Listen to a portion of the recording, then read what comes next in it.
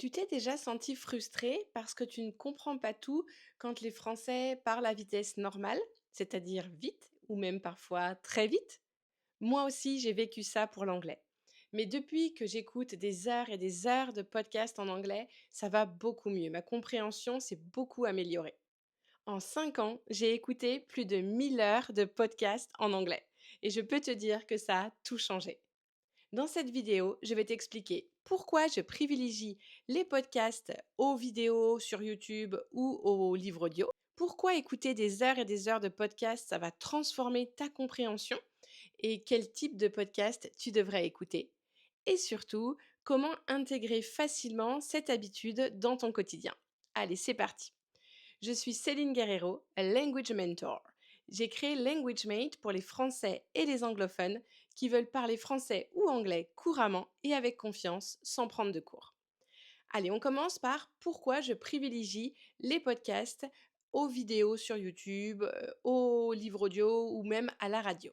Le podcast, c'est un format qui est très pratique parce que quand tu as les mains occupées ou quand tu écoutes un podcast en faisant autre chose en même temps, bah, tu as juste besoin de l'audio. Évidemment, tu peux choisir d'écouter une vidéo sur YouTube sans regarder ton écran et juste en écoutant l'audio. Mais je trouve que les podcasts sont quand même plus adaptés parce qu'un créateur de podcast sait que on a juste l'audio. Alors que si tu écoutes une vidéo sur YouTube, peut-être que le créateur, le youtubeur, va te montrer des images, des schémas, des choses que tu as besoin de regarder. Avec un podcast, on sait que c'est juste de l'audio. Donc, c'est beaucoup plus facile d'écouter plusieurs épisodes par jour quand tu es occupé, quand tu fais autre chose en même temps dans les transports, quand tu plies ton linge, quand tu cuisines. Voilà, tu peux profiter de ces temps-là pour écouter de nombreux podcasts. Et au moins, avec un podcast, je suis sûre que tu ne vas pas tricher en lisant les sous-titres en même temps. Ce que tu peux être tenté de faire avec une vidéo sur YouTube.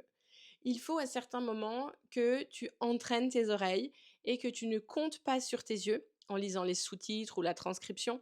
Voilà, juste écouter. Voilà, tu as besoin de passer des heures et des heures à écouter. L'autre format auquel tu as sûrement déjà pensé, c'est les livres audio. Alors, moi, j'ai essayé ça fait 5 ans que j'apprends l'anglais et les 2, 3 premières années, j'ai essayé d'écouter des livres audio parce que j'aime beaucoup lire, j'aime beaucoup les livres papier. Mais ce qui m'a dérangé avec les livres audio, c'est le fait que, ma compréhension n'était pas suffisamment bonne pour que mon attention, pour que je sois suffisamment attentive. En fait, c'est un petit peu monotone des fois un livre audio, parce que c'est une seule personne qui va lire le texte. Donc voilà, le fait que ça soit un peu plus monotone, en tout cas moi j'ai du mal à rester attentive, suffisamment longtemps. Je n'ai pas ce problème-là avec un podcast, car un podcast, c'est une conversation entre 2 personnes. Souvent, l'invité parle un petit peu plus que l'hôte du podcast. Mais quand même, ils échangent entre eux, c'est plus dynamique. Un livre audio, ben, c'est quelqu'un qui lit le livre, parfois l'auteur, parfois quelqu'un d'autre, mais c'est plus monotone. Alors, tu peux essayer, mais moi, c'est pas un format que qui pour lequel j'accroche. Enfin, voilà, je peux écouter quelques minutes, mais pas suffisamment longtemps. C'est pour ça que je privilégie les podcasts parce que si je n'ai pas de questions à me poser. Je lance mon épisode, j'écoute pendant 30 minutes, voire plus. Voilà, avec un livre audio, je sais que je ne peux pas rester attentive 30 minutes. Mais tu peux faire le test et voir si pour toi ça fonctionne. Pourquoi je ne te conseille pas d'écouter la radio?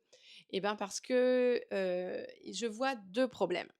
La radio, c'est difficile, les sujets abordés sont assez complexes. Voilà, c'est vraiment la radio française, est faite pour les Français. Donc c'est vraiment compliqué. Tu ne peux pas, ta compréhension risque d'être vraiment insuffisante. Avec un podcast, tu peux choisir un podcast créé pour les apprenants. Donc ça laisse plus de marge de manœuvre. Et le deuxième problème avec la radio, j'y pense parce que, une Française, une apprenante de LanguageMate m'a dit qu'elle écoutait beaucoup la radio le matin et du coup j'ai pensé à un problème. Quand elle démarre, la radio, il s'est passé d'autres choses avant et déjà, il faut qu'elle raccroche les wagons, qu'elle comprenne de quoi il parlait. Donc ça, c'est un problème et j'en vois encore un autre, c'est que, l'émission de radio, en général, tu ne peux pas la réécouter une deuxième fois et ton cerveau a besoin de répétition. L'avantage d'un podcast, c'est que tu peux écouter un épisode une fois, le même épisode quelques jours plus tard et voir le réécouter plusieurs fois jusqu'à ce que ta compréhension, s'améliore. Avec la radio, c'est plus tu ne peux pas faire ça. Donc voilà, entre les podcasts, les vidéos sur YouTube, les livres audio ou la radio, je trouve que le podcast, c'est le meilleur format. Si tu ne sais pas quel podcast choisir par rapport à ton niveau, ou si tu n'arrives pas à te créer l'habitude d'écouter des podcasts tous les jours, rejoins Language Made Free. Tu pourras réserver un appel gratuit de 40 minutes avec moi et je t'aiderai à évaluer ton niveau pour te conseiller des podcasts voilà, adaptés à ton niveau ou je t'aiderai à te créer l'habitude d'écouter des podcasts si tu n'y arrives pas encore par toi-même. Le lien est dans la description de la vidéo. Tu cliques sur le lien, puis ensuite tu cliques sur Join Group. Tu te crées un compte si tu n'as pas encore de compte sur School ou tu t'identifies si tu en as déjà un. Et ensuite, tu cliques sur Communauté. Et tu verras le post où je t'invite à réserver un appel avec moi. Alors maintenant, tu te demandes peut-être pourquoi écouter des podcasts pourrait, comme par magie, améliorer ta compréhension. Tu n'es pas en train de faire un exercice, tu es juste en train d'écouter de manière passive. Donc pourquoi ça t'aiderait à améliorer ton français? Alors, pour que ça soit bénéfique, il faut que tu choisisses un podcast où ta compréhension se situe aux alentours de 80%. Ça veut dire que tu comprends à peu près 70-80 de ce qui est dit en français, et il y a 20-30 de choses, qui t'échappent. Si tu ne respectes pas ce pourcentage, ça ne va pas marcher. J'apprends le coréen depuis quelques mois, je suis débutante, c'est une langue complexe. Si là, j'écoute un podcast en coréen, ma compréhension va se situer aux alentours de 2 3 vraiment pas je ne vais vraiment pas comprendre grand-chose. J'aurais beau écouter le même épisode 10 fois d'affilée, je ne vais pas progresser. En fait, ça tu progresses si ta compréhension se situe aux alentours de 80. Parce que les 20 qu'il te manquent, tu vas pouvoir un petit peu pas les deviner, mais tu vas pouvoir t'aider du contexte et au fur et à mesure, ta compréhension va augmenter, va être, meilleure et j'ai les termes en anglais qui me viennent. You will increase your vocabulary incrementally and incidentally. Donc je pense qu'en français, on dirait de manière accidentelle et de manière incrémentale, ça va augmenter. Et tu vois, là, c'est marrant, les mots me viennent en anglais parce que tout ce que j'ai appris sur cette notion, comprehensible input, j'ai appris tout ça en anglais. Donc du coup, c'est difficile pour moi de réexpliquer en français. C'est fou, hein? Je ne vais pas m'embêter à traduire cette phrase en français, mais je veux te la partager parce que ça va te permettre de comprendre, en fait, ce que ça veut dire, comprehensible input. Donc Stephen Krashen, un linguiste et un chercheur très, très connu, dit: «We acquire language in only one way, when we understand messages, when we obtain comprehensible input. We acquire language, in other words, when we understand what we hear or what we read, when we understand the message.» Donc, acquérir une langue, ça vient, j'ai pas dit apprendre une langue, acquérir le français, pas apprendre le français, ça vient grâce au fait que tu vas comprendre des messages. Voilà. The brain acquires language when it understands what is being communicated to it. Donc, je vais te donner une phrase en anglais pour que tu comprennes en fait ce que ça veut dire, ce comprehensible input.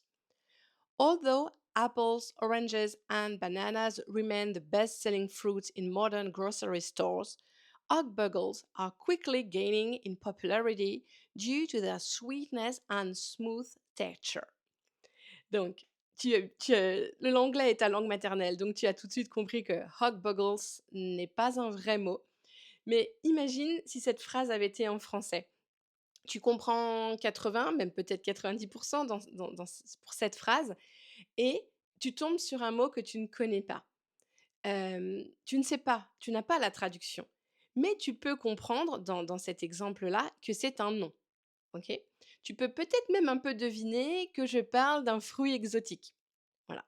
Donc tu n'as pas la traduction dans ta tête, mais tu commences à comprendre vaguement ce que ça veut dire.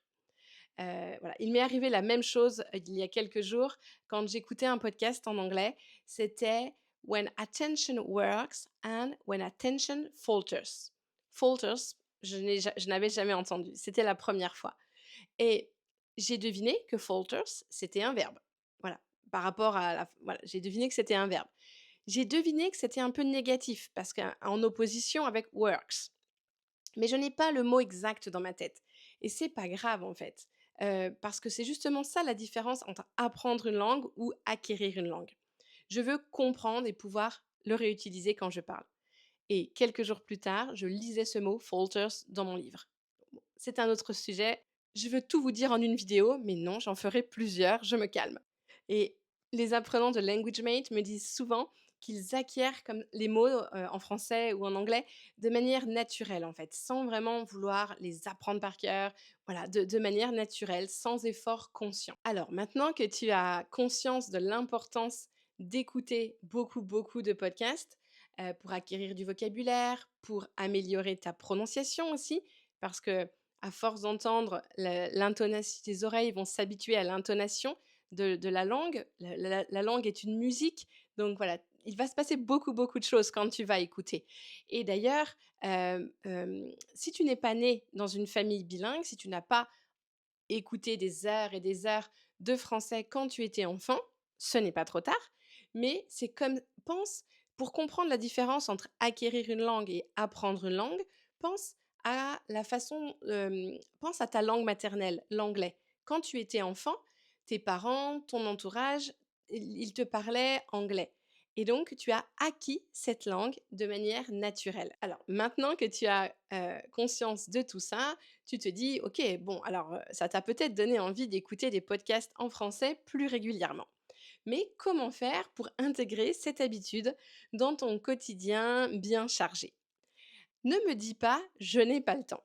Parce que si moi, j'ai réussi à écouter 1000 heures de podcasts en 5 ans, tout le monde peut le faire. J'ai un business, j'ai 2 filles, j'ai un mari, j'ai 2 chats et 2 chiens. Ma vie est très, très chargée. J'aime aussi beaucoup apprendre. Voilà, donc j'ai toujours 1000 choses à faire. Voilà, donc si j'ai réussi, tu peux le faire aussi. Peut-être que 1000 heures en 5 ans, ça te fait peur. Tu te dis: «Waouh, s'il me faut 5 ans pour, comprendre les Français quand ils parlent vite, ça me décourage». Mais, évidemment, ma compréhension s'est améliorée au fur et à mesure de ces 5 dernières années. C'était progressif. Alors, je dis 1000 heures, j'ai fait un calcul approximatif, hein, parce que je n'ai pas de chrono. Quand j'écoute un podcast, évidemment, je ne traque pas mon temps, mais en moyenne, je dirais que j'écoute à peu près 30 minutes de podcast par jour et je n'ai pas compté les séries télé. Voilà, parce que c'est un peu différent, on en parlera un autre jour. Donc pour les podcasts, je dirais que j'écoute à peu près 30 minutes de podcast par jour. Donc j'ai fait le calcul, ça fait, à peu près 1000 heures. Enfin 1000 heures sur 5 ans, c'est exactement 33 minutes par jour. Tout le monde peut écouter un podcast pendant 30 ou 33 minutes par jour. Hem, j'en ai parlé brièvement au début de la vidéo, mais quand tu es occupé, quand dans les transports, pendant les tâches ménagères, quand tu plies du linge, quand tu fais la vaisselle, quand tu vides le lave-vaisselle, quand tu prépares à manger, quand tu promènes ton chien, il y a plein de moments où tu peux écouter des podcasts. L'idéal évidemment, c'est d'avoir un casque anti-bruit, ça te permet de t'isoler et de bien entendre aussi. Depuis mon opération du dos, je vais marcher 30 minutes tous les jours et voilà, il paraît que c'est bon pour la santé, donc même si vous ne vous êtes pas fait opérer, aller marcher 30 minutes par jour, c'est une bonne habitude à prendre pour notre santé et bah, vous pouvez en profiter pour écouter un podcast à ce moment-là. Mais peut-être que dans votre quotidien, l'idéal, ça sera de profiter des transports pour le faire. Voilà, chacun trouve les moments qui lui conviennent le mieux, mais tout le monde peut caser 30 minutes d'écoute de podcast par jour si on est motivé, si on veut progresser en français. Et ce que j'ai oublié de dire, c'est écoute, même essaye d'écouter des podcasts sur des sujets qui t'intéressent. Alors, au début, ce n'est pas forcément évident. Mais moi, je préfère que mon 80% soit un petit peu plus bas, moins comprendre le podcast, mais quand même choisir des podcasts, des épisodes sur des sujets qui m'intéressent. Parce que si tu prends du plaisir, euh, tu vas progresser. Enfin, ça ne sera pas une contrainte. Tu le feras plus régulièrement, tu progresseras. Et c'est le fait de réussir qui entraîne la motivation. Donc voilà, essaye de toujours choisir des podcasts sur des sujets qui t'intéressent, quitte à lâcher un peu prise, même si tu ne comprends pas tout. Allez, la dernière chose que j'aborde dans cette vidéo, c'est quel podcast écouter. Donc, ça dépend vraiment déjà de ton niveau de compréhension, mais on va différencier deux types de podcasts. Ceux qui ont été créés pour les apprenants et ceux qui ont été créés pour pour les Français. Donc, je peux t'aider à évaluer ton niveau si tu réserves, voilà, si tu rejoins Language Made Free, tu réserves un appel de 40 minutes avec moi, j'évaluerai ta compréhension et je pourrai te donner vraiment des conseils personnalisés en fonction de ton niveau et des sujets qui t'intéressent. Donc, pour rejoindre Language Made Free, tu cliques sur le lien qui est dans la description de la vidéo. Join Group, tu te crées un compte si tu n'as pas de compte ou tu t'identifies. Et ensuite, dans la communauté, tu pourras réserver un appel avec moi. Mais en attendant, je vais quand même te donner plusieurs titres de podcasts où tu peux peut-être déjà essayer de tester ta compréhension par toi-même.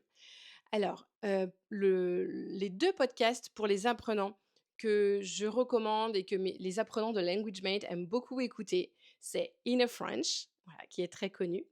Et le deuxième, c'est One Day. Ah, j'ai oublié le titre. Bon, bah alors je vais en recommander un autre. Little Talk in Slow French. Voilà, one daily thing, one day. Oh, j'arrive plus à m'en rappeler. Bon, je le marquerai dans les notes de l'épisode. Et sinon, donc ça, ce sont des podcasts qui ont été créés pour les apprenants. Mais sinon, dans les podcasts créés pour les Français, évidemment, il y a beaucoup, beaucoup de choix. J'ai du mal à vous en recommander plusieurs parce que depuis 5 ans, j'écoute surtout des podcasts en anglais, presque plus en français. Mais j'aime beaucoup, le podcast «Change ma vie», un podcast de développement personnel de Clotilde Dussoulier. Les épisodes sont courts et peuvent vraiment nous aider dans notre quotidien. Et sinon, j'aime beaucoup aussi le podcast de Pauline Léniaud. Je mettrai toutes les références dans les notes de l'épisode. Non, pas dans les notes de l'épisode, c'est pas un podcast, c'est une vidéo. Bon, tu as compris qu'on pourrait m'appeler Madame Podcast, c'est un surnom qui me conviendrait bien. Et voilà, j'espère que tu vas pouvoir mettre cette nouvelle habitude en place dans ta vie. Si c'est difficile pour toi de te créer des nouvelles habitudes, tu es un peu perdu, tu ne sais pas par où commencer, rejoins Language Made Free et je t'aiderai à mettre tout ça en place. Abonne-toi si tu veux apprendre le français plus vite et avec des méthodes qui fonctionnent. Et je pense que cette vidéo pourrait te plaire.